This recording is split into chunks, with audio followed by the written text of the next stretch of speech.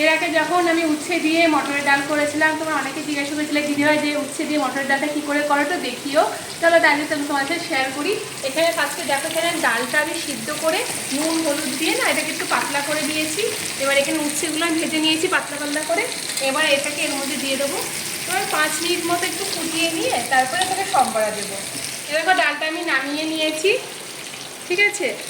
আর এখানে তেলটাও আমি গরম করতে দিয়ে দিয়েছি। এরকম শুকনো লঙ্কা তেজপাতা দিয়ে দিচ্ছি। আর এখানে ফোড়ন দেবো সর্ষে, যেহেতু এটা তেতো তেতো ডাল হবে তাই এটা সর্ষে ফোড়ন দেবো।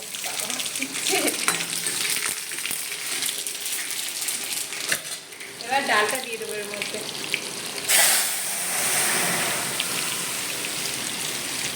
এই দেখো, এবার এর মধ্যে একটু চিনি দিয়ে দিচ্ছি। এবার দেখো ঘি দেবো না, কারণ তেতো ডালে না ঘিটা মানায় না, ঠিক আছে। এইভাবে আমি আর কি উচ্ছে দিয়ে মটর ডালে রান্না করি। ব্যাস হয়ে গেছে। এবার লবণটা তোমরা চেক করে নেবে, ঠিক আছে। চলো, এইটা সিম্পল, খুব একটা সিম্পল রেসিপি, আর তেমন কিছুই না। তোমরা যেভাবে ডাল খাও, ডালটা ঘন করতে পারো বা পাতলা করতে পারো, আমরা এরকম খাই বলে এরকম করেছি। চলো, ওকে, টাটা।